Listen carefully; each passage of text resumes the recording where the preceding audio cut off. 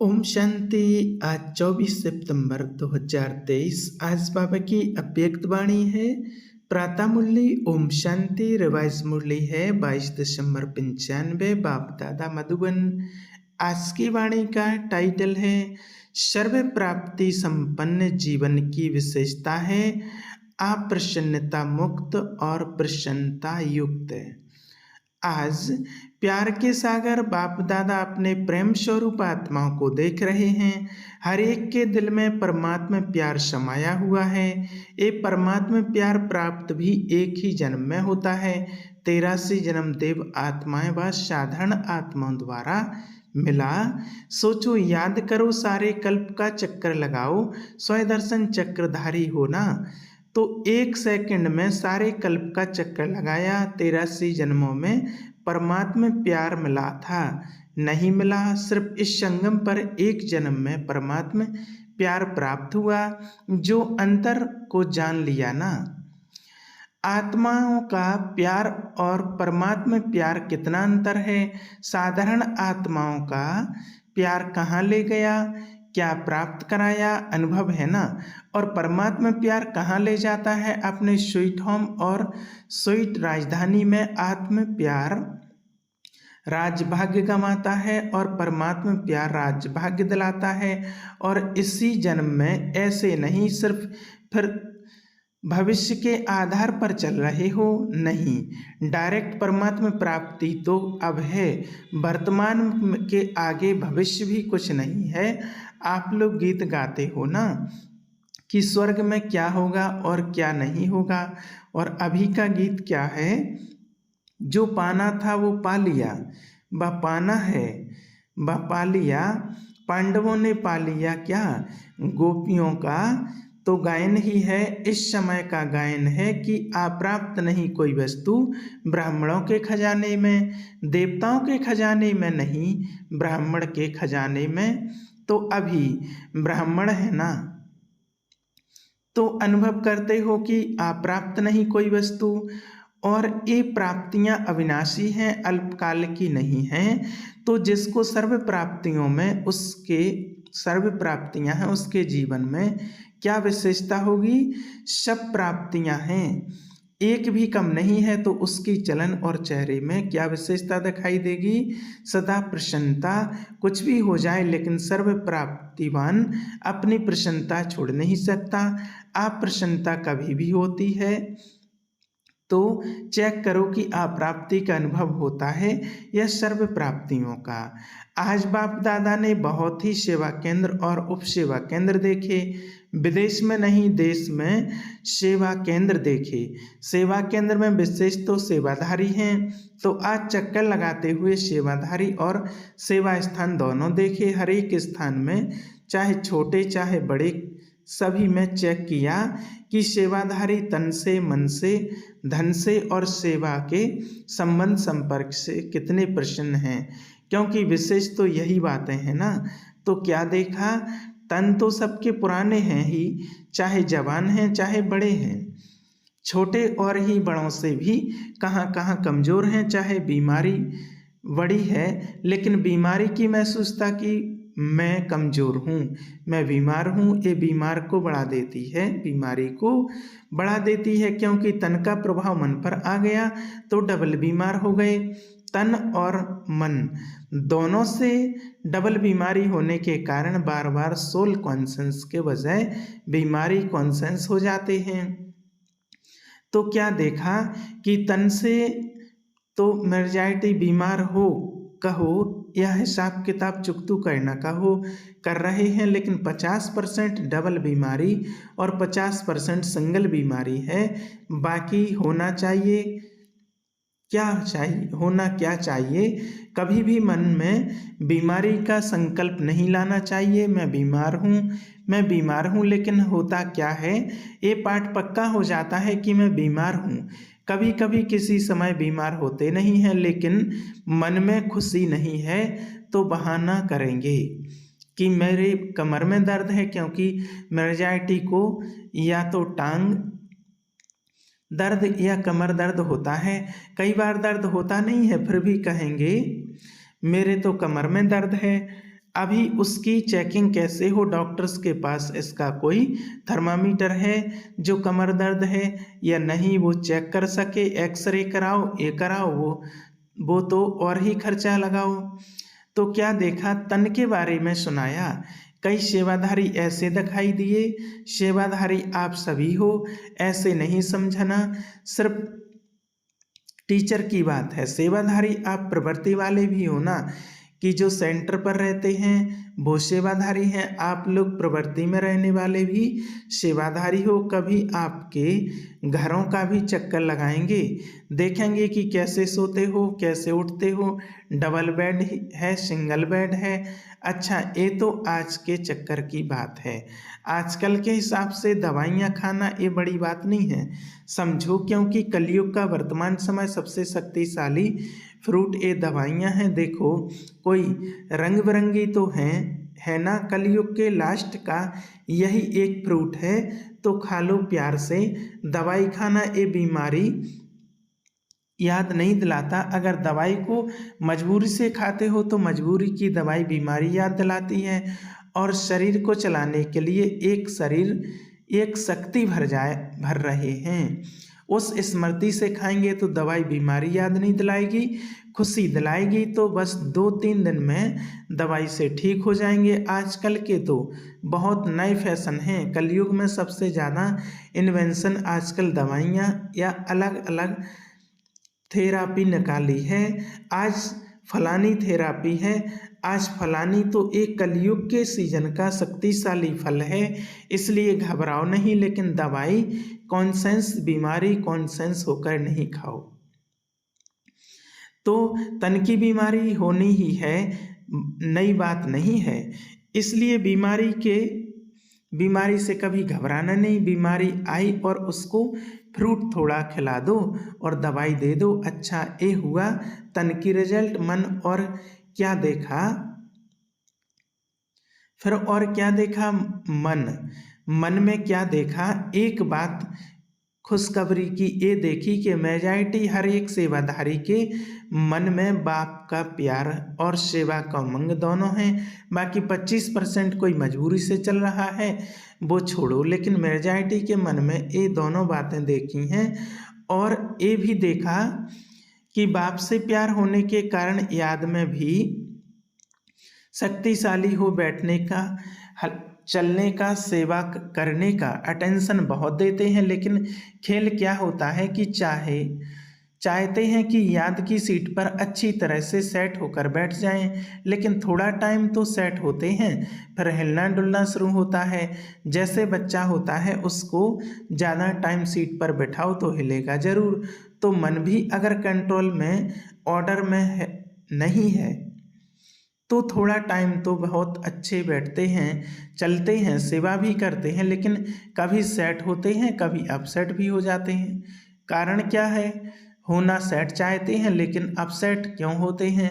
कारण क्या है, एकाग्रता की शक्ति, दृढ़ता की शक्ति उसकी कमी है। प्लान बहुत अच्छा सोचते हैं, ऐसे बैठेंगे, ये अनुभव करेंगे, फिर ये सेवा करेंगे, फिर ऐसे चलेंगे, लेकिन कर्म करने में या बैठते बैठते भी दृढ़ता की शक्ति कम हो जाती है और बातों में मन बुद्धि बट जाते हैं। चाहे काम में बिजी नहीं है, लेकिन व्यर्थ संकल्प में ये सबसे बड़ा काम है जो अपनी तरफ खींच लेता है। तो स्थूल काम नहीं भी हो, लेकिन दृढ़ता की शक्ति बांटने के कारण मन और बुद्धि सीट पर सेट होने के बजाय हलचल में आ जाते हैं।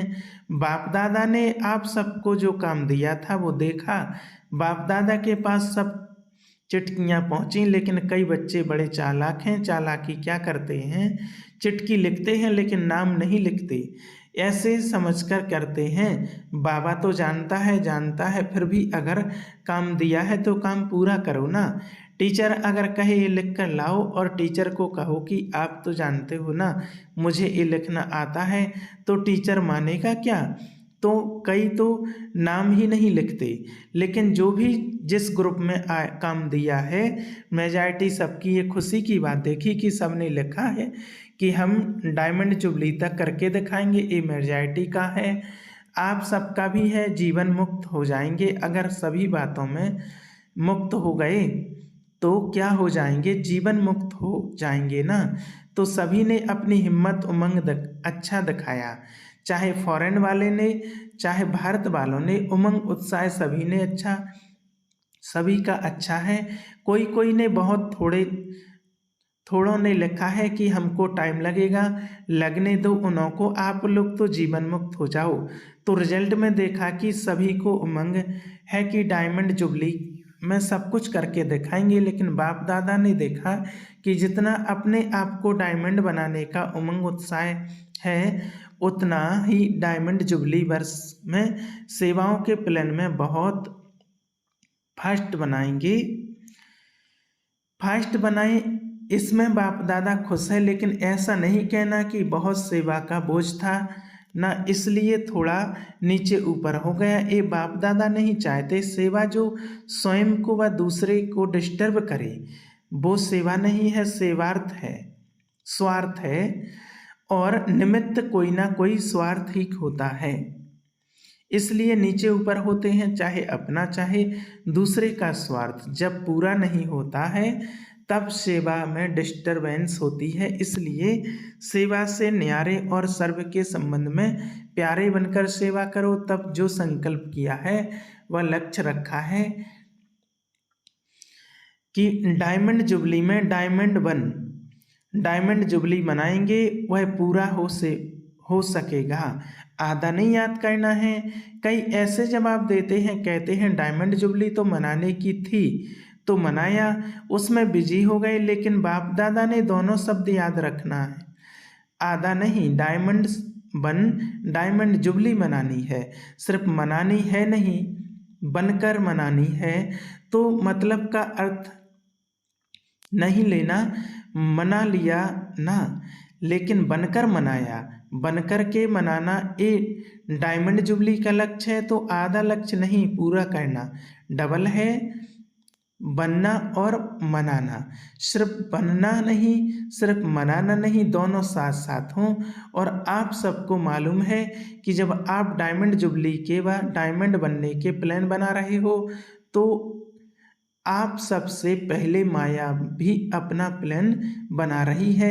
इसलिए ये नहीं कहना क्या करें बाबा, हिम्मत कम हो गई, माया बहुत तेज है, माया को अपने पास रखो, राज्य आप करेंगे और माया को बाबा संभालेंगे। राज्य तो आपको कहना है ना, माया जी जगजीत बनना है, तो माया को जीतने के बिना जगजीत कैसे बनेंगे। इसलिए चारों ओर अटेंशन प्लीज, समझा। अच्छा, चक्कर का आधा सुनाया, आधा फिर सुनाएंगे। सेंटर कोई कोई तो बहुत अच्छे सजे सजाए और कोई सिंपल, तो कोई बहुत रॉयल, कोई बीच के भी थे।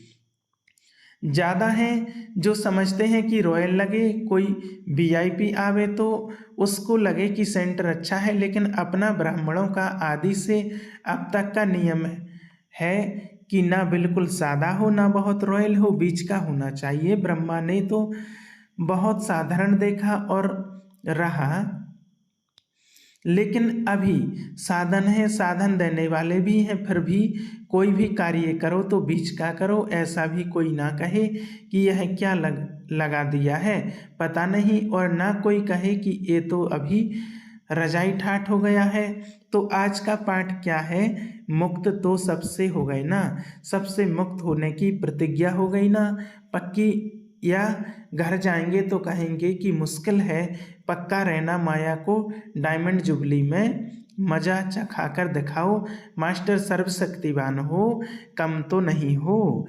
अच्छा, डबल फॉरेनर्स भी बहुत आए हैं, स्थापना के कार्य की डबल शोभा, डबल विदेश हैं। बाप दादा जानते हैं कि कितने मेहनत से युक्ति से यहाँ पहुँचते हैं, अगर लगन कम हो तो पहुँचना भी मुश्किल लगे। एक तरफ बाप दादा सुनते हैं कि मनी डाउन हो गई है, और दूसरे साल देखते हैं तो और भी विदेशी ज़्यादा आ गए।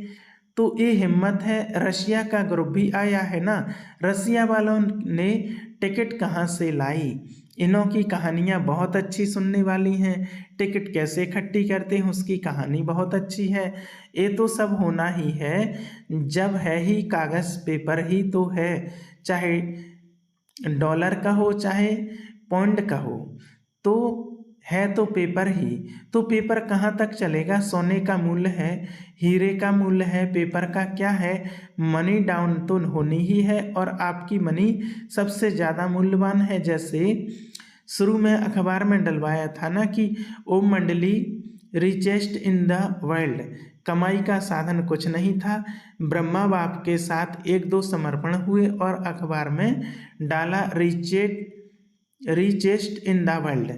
तो अभी भी जब चारों ओर स्थूल हलचल होगी फिर आपको अखबार में नहीं डालना पड़ेगा, आपके पास अखबार वाले आएंगे और खुद ही डालेंगे, टीवी में दिखाएंगे कि Brahma Kumaris richest in the world, क्योंकि आपके चेहरे चमकते रहेंगे। कुछ भी हो जाए, दिन में खाने की रोटी भी नहीं मिले तो भी आपके चेहरे चमकते रहें, तो चारों ओर होगा दुख और आप खुशी में नाचते रहेंगे। इसी को ही कहते हैं मरुआ मौत मलू का शिकार। इसलिए बाप दादा ने आज कहा कि ब्राह्मण जो सच्चे हैं, ब्राह्मण जीवन में श्रेष्ठ जीवन के लक्ष्य वाले हैं, उसकी विशेषता है प्रसन्नता। चाहे कोई गाली भी दे रहे हो तो भी आपके चेहरे पर दुख की लहर नहीं आनी चाहिए। प्रसन्नचित्त गाली देने वाला भी थक जाएगा। हो सकता है यह नहीं कि उसने 1 घंटा बोला, मैंने सिर्फ 1 सेकंड बोला, सेकंड भी बोला या सोचा, शकल पर अप्रसन्नता आई तो फेल हो गए। इतना सहन किया ना, 1 घंटा सहन किया, फिर गुब्बारे से गैस निकल गई तो गैस वाले गुब्बारे नहीं बनना। और चाहिए ही क्या, आप अब बाप मिला, शब मिला, गीत तो गाते ही यही गाते हो ना। तो ऐसे टाइम पर ऐसी ऐसी बातें याद करो तो चेहरा नहीं बदलेगा। ऐसे नहीं, उसके आगे जोर जोर से हंसने लग जाओ तो वो और ही गर्म हो जाएंगे। प्रसन्नता अर्थात आत्मिक मुस्कुराहट, बाहर की नहीं आत्मिक। तो आज का पाठ क्या रहा? सदा अप्रसन्नता मुक्त और प्रसन्नता युक्त डबल, समझा? अच्छा, चारों ओर के बाप दादा के प्रेम स्वरूप आत्माओं को सदा स्वयं को अप्रसन्नता से मुक्त करने वाले तीव्र पुरुषार्थी आत्माओं को सदा याद और सेवा के बैलेंस द्वारा सेवा की सफलता पाने वाले भाग्यवान आत्माओं को सदा बाप को प्रत्यक्ष करने के उमंग उत्साह में रहने वाले देश विदेश दोनों के सर्व बच्चों को बाप को अपनी खुशखबरी लिखने वाले, अपनी सेवा का उमंग रखने वाले ऐसे बाप के सदा स्नेही और समीप बच्चों को बाप दादा का याद प्यार और नमस्ते। हम रूहानी बच्चों की रूहानी बाप दादा को याद प्यार और गुड मॉर्निंग, नमस्ते नमस्ते, शुक्रिया बाबा। आज का वरदान, अखंड स्मृति द्वारा विघ्नों को विदाई देने वाले मास्टर सर्वशक्तिवान भव। संगम युग विघ्नों को विदाई देने का युग है। जिसको आधा कल्प के लिए विदाई दे चुके उसको फिर आने ना दो।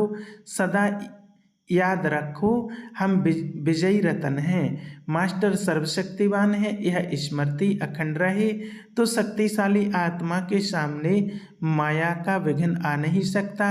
विघ्न आया फिर मिटाया तो अखंड अटल नहीं कहेंगे। इसलिए सदा शब्द पर अटेंशन दो, सदा याद में रहने से सदा निर्विघ्न रहेंगे और विजय का नगाड़ा बजता रहेगा।